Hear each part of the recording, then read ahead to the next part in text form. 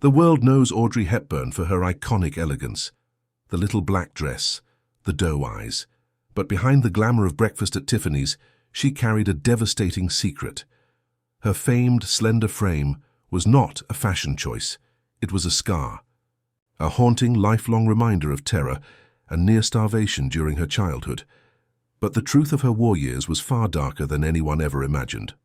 Born Audrey Kathleen Ruston in 1929, she was the daughter of an English banker and a Dutch baroness. Her early life was privileged but unstable.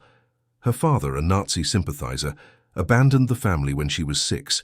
This traumatic event left a profound wound. At the outbreak of World War II, her mother moved her to neutral Arnhem, Netherlands.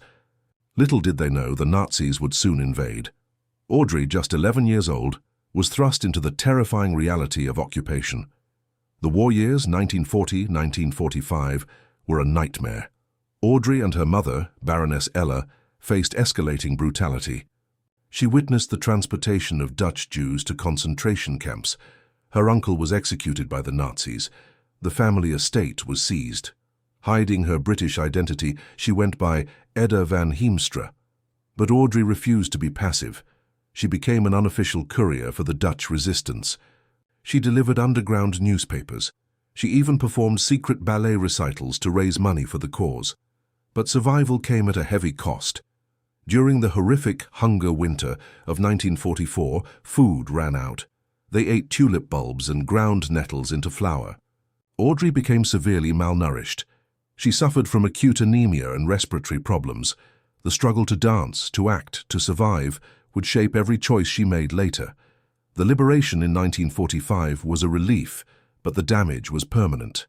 Audrey was discovered by the French writer Colette while filming a minor movie in Monaco in 1951. Colette declared, "There is your Gigi." This led to her Broadway debut. Then came Roman Holiday in 1953 and instant Oscar-winning stardom. The world cheered her gamine figure. But for Audrey, the thinness was always the memory of starvation. It was a visible scar, yet everyone called it glamour. The ultimate revelation? Her commitment to UNICEF later in life was not just philanthropy. It was born from a child's profound personal understanding of absolute hunger. Her work was penance for having survived. Audrey eventually walked away from Hollywood's demands. She prioritized her 2 sons and her private life in Switzerland.